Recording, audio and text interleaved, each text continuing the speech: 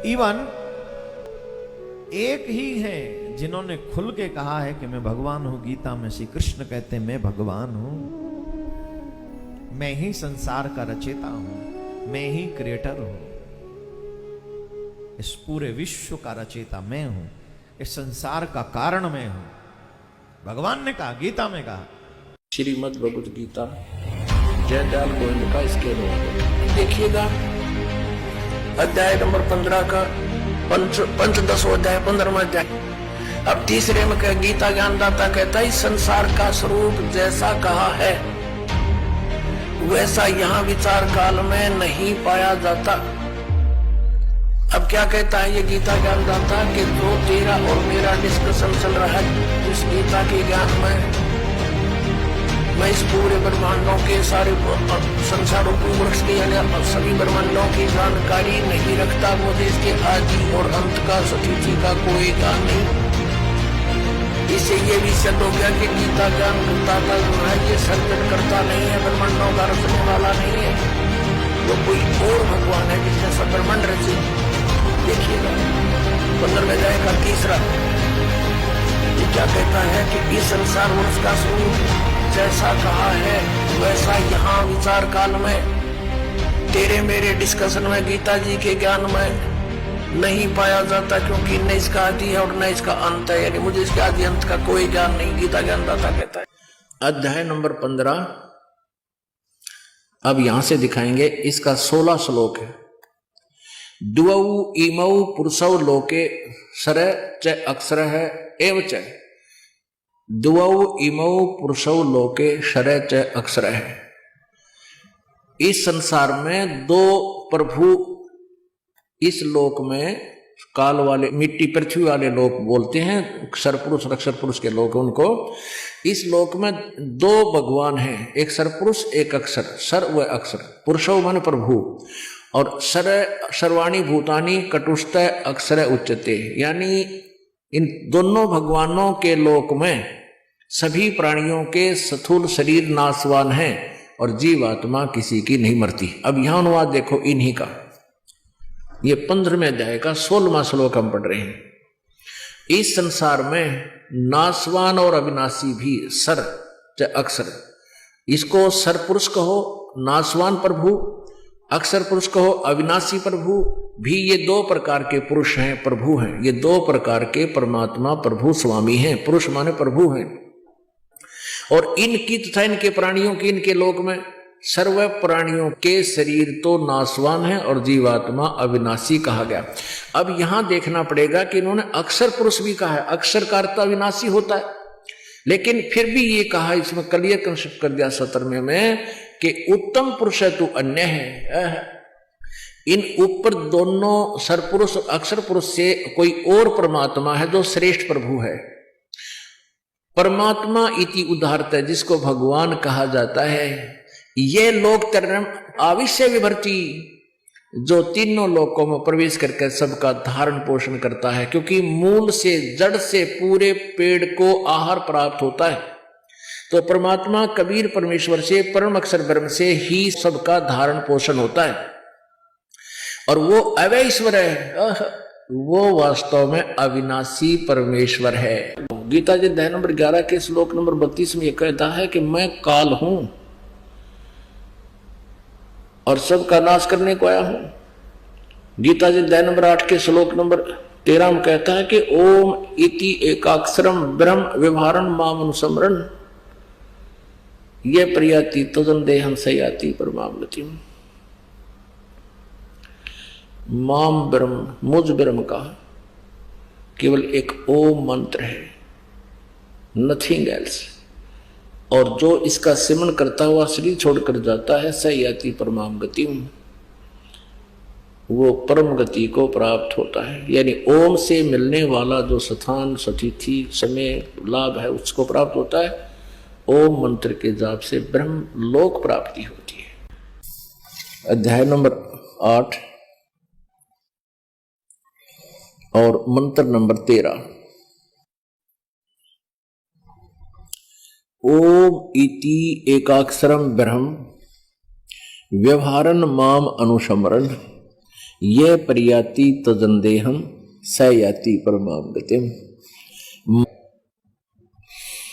इन्होंने कैसा अनुवाद किया है, यहां से शुरू होता है, ये इकट्ठा करके उन्होंने 12 और 13 का। जो पुरुष ओम ओम ओम, ये ठीक किया, इसने अनुवाद ठीक किया है। दानद ने तो कुछ भी नहीं करना आवा था, मैं ऋषि दानद, उसको नहीं ज्ञान था वेदों का बिल्कुल भी। इस एक अक्षर ओम, पीछे पढ़ लिया, ओम इस एक अक्षर रूप ब्रह्म को विहार करता हुआ मुझ निर्गुण ब्रह्म का, ये कोई बात है, यह लिखना था मुझ ब्रह्म का, यहां निर्गुण ब्रह्म लिख दिया इसने। अरे सीधा लिख रखा ब्रह्म माने ब्रह्मा माने मुझ, मुझ ब्रह्म का। ओम पीछे लिखा ओम, यह एक इति माने यह एक अक्षर है, एक अक्षर है ओम। उच्चारण करता जो ब्रह्म को उच्चारण करता हुआ मुझ निर्गुण ब्रह्म का श्रवण करता हुआ शरीर त्याग कर जाता है, वह पुरुष परम गति को प्राप्त होता है। अपने आत्मा, अब गीता ज्ञान दाता वही है जो वेद ज्ञान दाता है। ये देखिएगा, यजुर्वेद इसके अध्याय नंबर 15 पर चलते हैं। प्रकाशक हैं सार्वदेशिक आर्य प्रतिनिधि सभा 2/5 महर्षि दान भवन, रामलीला मैदान, नई दिल्ली। यजुर्वेद आर्य भाषा भाष्य संपूर्ण 40 अध्याय, महर्षि दान सरस्वती कृत। मुद्रक है Prince offset printers, 1510 Pataudi house, Daryaganj, नई दिल्ली। ये इनके फॉक्स फोन नंबर है, फैक्स फोन नंबर। इसके 40वें अध्याय के 15वें श्लोक में यजुर्वेद अध्याय नंबर 44 है, 40वां 44वां अध्याय और 15वां श्लोक, मंत्र या श्लोक कुछ भी बोल इसको।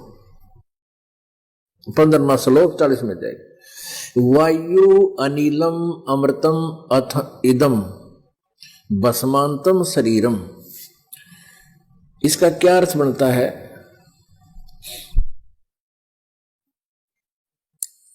साधना करने वाले प्राणी का स्थूल शरीर, जो स्थूल शरीर में है, जब वो अंत होता है उस समय उसका जो शरीर, उसके अंदर सूक्ष्म शरीर होता है, वो उसमें अमरत्व हो जाता है, यानी उसको अमरत्व प्राप्त होता है। कितना होता है? क्योंकि जिस मंत्र से हम जितनी कमाई करेंगे उतनी ही पावर, उसकी उतनी ही शक्ति हमारे में प्रवेश होगी। तो इसमें कहा गया ओम करतो समर और किलबे समर करतुम समर। ओम नाम का जाप काम करते करते, करतो माने काम करते करते सिमरण कर, और किलबे माने किस, बिल्कुल किलबलाहट कहते हैं ना, ये किलबलाहट माचगी, बहुत कसक के साथ, यानी विशेष कसक के साथ स्मरण कर, और मनुष्य जीवन का प्रथम कर्तव्य जानकर कर्तव्य समर। अपने आत्माओं, इसका सीधा सा असर बनता है कि वेद में ओम नाम के अतिरिक्त किसी भी मंत्र के जाप का प्रावधान या आदेश नहीं है।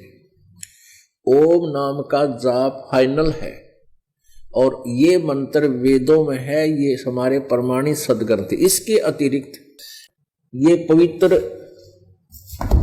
श्रीमद् भगवत गीता, ये इन चारों वेदों का सारांश है, और इसमें सांकेत दे रखा है उस परम अक्षर ब्रह्म की भक्ति का। सांकेतिक है, वो क्लियर नहीं है, उसके लिए ऑप्शन छोड़ रखा है कि उसके विषय में तत्वदर्शी संत ही बता सकते हैं। अब आपको दिखाते हैं कि 17वें अध्याय के 23वें श्लोक में उस 3 मंत्र के जाप का प्रमाण है, जिसके बिना मोक्ष कभी नहीं हो सकता। देखिए 17वां अध्याय, और यहां देखिएगा श्लोक नंबर 23। ओम तत्सत इति निर्देशः ब्रह्मणे तिर्विधः समर्थ ब्राह्मणा तीन वेदा च यगा च विहिता पुरा। ओम तत्सत इति निर्देश है ब्रह्मण माने सच्चिदानंद घन ब्रह्म यानी परम अक्षर ब्रह्म, उस दिव्य परम पुरुष। ओम तत्सत इति निर्देश है उस सच्चिदानंद घन ब्रह्म यानी ब्रह्मण तिर्विद समर्थ है। इसकी तीन प्रकार से सेवन, तीन विधि है इसके सेवन करने की, और केवल इसका निर्देश है। गीता जी अध्याय नंबर 8 के श्लोक नंबर 1 में अर्जुन ने पूछा कि जो 7वें अध्याय के 29 श्लोक में आपने तत्ब्रह्म की जानकारी दी है, तो वो किम तत्ब्रह्म, कि जिसके जानने के बाद फिर जरा मरण से छूटने का प्रयत्न करता है साधक, तो किम तत्ब्रह्म। गीता ज्ञानदाता ने 8वें अध्याय के 3 श्लोक में कहा कि वो परम अक्षर ब्रह्म है। ये गीता जी अध्याय नंबर 7 के 30 मंत्र हैं। 29वें श्लोक में 29वें मंत्र में इनके द्वारा अनुवाद है इसका, जो मेरे शरण होकर जरा मरण से छूटने के लिए प्रयत्न करते हैं वे उस तत् ब्रह्म को यानी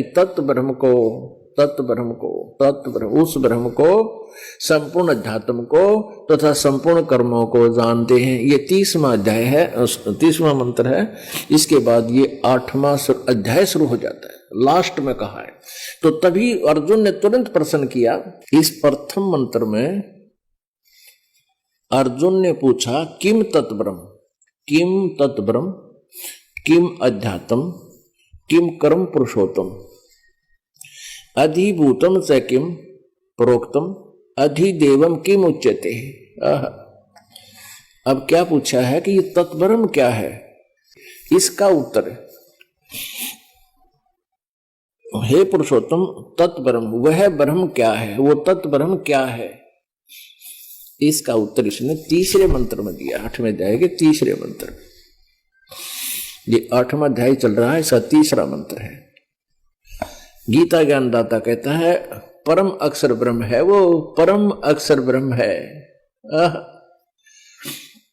अब उसने कहा कि 8वें अध्याय के 5 और 7 मंत्र में श्लोक में गीता ज्ञानदाता अपनी भक्ति के लिए कह रहा है, मेरा ओ मंत्र है। 8वें अध्याय के 13वें श्लोक में स्पष्ट कर दिया। और इसका जो भक्ति करता है ओम नाम की, मेरी साधना करता है, तो मुझे ही प्राप्त होगा। तो युद्ध भी कर और मेरा स्मरण भी कर। अब हम ये 5 और 7 में अध्याय नंबर 8 के और श्लोक नंबर 5 में गीता ज्ञानदाता कहता, जो पुरुष अंत काल में भी मुझको ही स्मरण करता हुआ, अपना तो इसने ओम नाम बताई रखा है, स्मरण करता हुआ शरीर को त्याग कर जाता है, वह मद्भावम याति, मेरे साक्षात स्वरूप को प्राप्त होता है। ये गलत कर रखा अनुवाद इन्होंने। मद्भावम माने मेरे भाव में, मेरे ही अंदर आसक्त हो जाता है, इसमें कोई संशय नहीं। और जहां आशा तहां बासा होई होता है। फिर 7 में बताता है कि इसलिए हे अर्जुन, सब समय में मेरा स्मरण कर, यानी मेरे जाल में रहे और मेरा स्मरण कर और युद्ध भी कर। इस प्रकार मुझ में अर्पण किए हुए मन बुद्धि युक्त होकर तू निसंदेह मुझको ही प्राप्त होगा। अब स्पष्ट किया कि मेरे भाव में भावित रहेगा, मेरे गुणों से परिचित है और मेरा ही मंत्र करेगा, तो स्मरण करेगा, तो मुझे ही प्राप्त होगा। 8वें अध्याय के फिर 8, 9, 10 इन 3 मंत्रों में, श्लोकों में उस सच्चिदानंद घन ब्रह्म की साधना करने को कहा है, जिसे 8वें अध्याय के 3 श्लोक में परम अक्षर ब्रह्म कहा है। अब उसकी साधना करता है, उस सच्चिदानंद घन ब्रह्म की, या ये समझो परम अक्षर ब्रह्म की साधना करता है, तो भक्ति की कमाई से अंत समय में वो साधक भक्ति बल से उस परमात्मा को ही प्राप्त होता है। कति फाइनल कर रखे है। ये 8वां है यहां पर, और इसका यहां अनुवाद है। 8वें अध्याय का 8वां। हे पार्थ, गीता ज्ञानदाता कहता है किसी परमेश्वर के विषय में बता रहा है कि हे पार्थ, परमेश्वर के यह नियम है कि परमेश्वर के ध्यान के अभ्यास रूप योग से युक्त, आगे फिर बताएं, दूसरी ओर न जाने वाले चित्त से निरंतर चिंतन करता हुआ परम देव पुरुष, परम देव पुरुष यानी परमेश्वर को प्राप्त होता है। यानी गीता ज्ञान दाता से कोई और है ये भगवान परमेश्वर, परम देव पुरुष यानी परमेश्वर उस गीता ज्ञान दाता से अन्य है। उसने अपना बता दिया पहले, अब उसके बारे में बता रहा सच्चिदानंद घन ब्रह्म के बारे। 9वें में कहा कवियम पुराणम अनुशासिताराम अणो अणियांसम अनुसमर्ते यह सर्वस्य दाताराम अचिंत रूपम आदित्य वर्णम तम से प्रस्तात। जो कबीर देव, इन्होंने सर्वज्ञ लिख दिया, जो कबीर देव को, जो पुरुष कबीर देव को, वो कबीर देव कौन है? अनादि, सबके नियंत्रता, सूक्ष्म से अति सूक्ष्म, सबके धारण पोषण करने वाले, अचिंत रूप, अचिंत स्वरूप, सूर्य के सदृश प्रकाश रूप, आदित्य वर्णम, आदित्य जैसा यानी सूर्य की तरह चमकदार साकार, आदित्य यानी सूर्य जैसा, सूर्य की तरह तेजो में यानी सूर्य साकार है, तो आदित्य वर्णम सूर्य के सदृश नित्य चेतन, अविद्या से अति परे, अविद्या से अति परे शुद्ध सच्चिदानंद घन परेश परमेश्वर का जो सेवन करता है। ये 8वां पढ़ लिया, 9वां पढ़ लिया अपन, अब 10वां पढ़ लेंगे।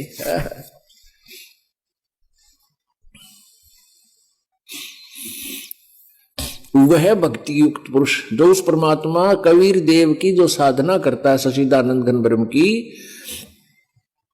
वह भक्ति युक्त साधक पुरुष अंत काल में भी योग बल से, योग माने भक्ति, भक्ति की शक्ति से बरकटी के माध्यम में प्राणों को अच्छी प्रकार स्थापित करके फिर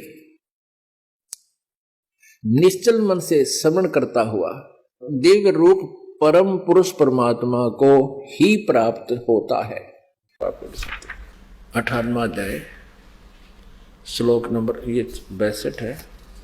62 में स्पष्ट किया कि हे भारत, सब प्रकार से उस परमेश्वर की शरण में जा, स्पष्ट किया उस परमेश्वर की शरण में जा, उसकी उस परमात्मा की कृपा से ही तू परम शांति और सनातन परम धाम को प्राप्त होगा। अब 18वें अध्याय के 63वें श्लोक में अब गीता ज्ञानदाता कहता है कि मैंने जो कहना था वो कह दिया। इति ते ज्ञानम आख्यातम गुहतात गुहत्रम मया, इस प्रकार गोपनीय से भी अति गोपनीय ज्ञान, यो गीता का ज्ञान मैंने तुझसे कह दिया। इस रहस्य युक्त ज्ञान को पूर्णतः भली भांति विचार कर, जैसे चाहता वैसे ही कर। मेरी शरण में रहना है तो उठा लठ, वो युद्ध के लिए तैयार, उसके शरण में जाना तो शांति हो जाएगी। अब 64 में क्या कहा है? सर्वगुह्यतम, सबसे गुप्त मेरे और सुन विचार क्या बताता है? भूय में परमम वचय इष्ट असी में दृढ़म इति तत्वक्षामि ते हितम। संपूर्ण गोपनीयों से भी अति गोपनीय मेरे रहस्य युक्त वचन को फिर सुन। तू मेरा अतिशय इष्ट माने प्रिय कर दिया, इससे परम हितकारक वचन तेरे लिए कहूं। के कहेगा बता? ये तो आगे तो फिर वो दूसरी बात आ गई। यहाँ देखो 63 में कह दे ये गोपत से गुप्त ज्ञान, इस प्रकार गोपनीय से अति गोपनीय है। ये तो गीता का ज्ञान बता दिया।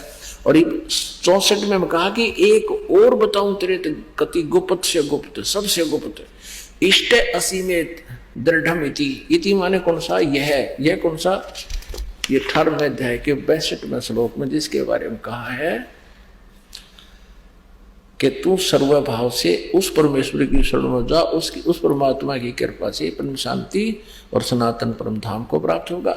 इसके विषय में कह रहा कि यह मेरा भी पूज्य देव है, मेरा भी इष्ट देव है। इष्ट असी में दृढ़म यानी कति पक्कम पक्की बात है और ये तेरे हित में कहूंगा। इन्होंने गलत अनुवाद किया। अब 65 में क्या कहा, 18वें अध्याय के 65 में कि मुझ में मन वाला हो, अगर मेरी शरण में रहना है तो मुझ में मन वाला हो, मेरा भक्त बन, मेरा पूजन करने वाला हो, मुझको प्रणाम कर। ऐसा करने से मुझे ही प्राप्त होगा। तुझसे सत प्रतिज्ञा करता हूं क्योंकि तू मेरा अत्यंत प्रिय है। यहाँ ठीक है, इन्होंने यहाँ इष्ट का अर्थ प्रिय करके गलत कर दिया। यहाँ इष्ट माने इष्ट देव है, इष्ट है, इष्ट देव है। अब 66 में आ गया, क्योंकि यहाँ लास्ट अध्याय और लास्ट श्लोक लगभग चल रहे हैं। निर्णायक मोड़ पर ला रहा, काल भी कह रहा कि मेरी शरण में फैसला कर ले, तने विचार कर ले कौन के करना। ये गुप्त से गुप्त ज्ञान गीता का मैंने बता दिया और ये और बता दो मेरा भी पूज्य देव वही है। और ये कहता जब तने मेरी शरण में रहना है तो मेरे में मन वाला हो और किसी की नहीं पूजा करेगा, नीचे के ब्रह्मा विष्णु महेश की पूजा भी नहीं करनी है। और फिर 66 में कहता है कि सर्वधर्मान परित्यज माम एकम शरणम व्रज, उसकी शरण में जाना है तो ये तरीका है। अहम तो सर्व पापेभ्यो मोक्षामि मा शुच्यते। संपूर्ण धर्मों को अर्थात संपूर्ण कर्तव्य कर्मों को मुझ में त्याग कर तू केवल एक सर्वशक्तिमान, मुझ सर्वशक्तिमान सर्वाधार परमेश्वर की शरण में वर्द माने आ जा। कितनी बकवाद गढ़ रखी ने।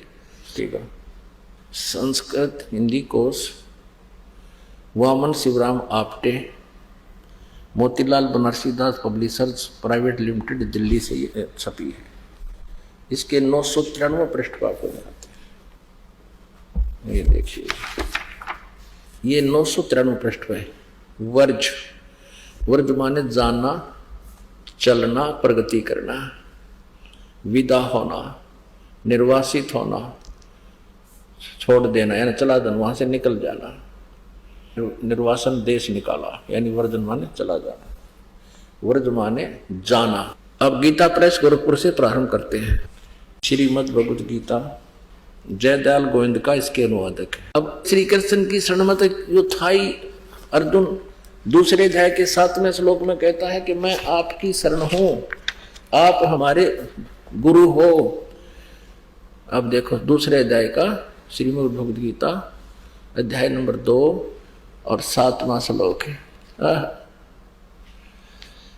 कायरता रूप दोष से अपहत हुआ स्वभाव वाला, धर्म के विषय में मोहित चित्त हुआ मैं आपसे पूछता हूं कि जो साधन निश्चय कल्याणकारक हो वह मेरे लिए कहिए, क्योंकि मैं आपका शिष्य हूं।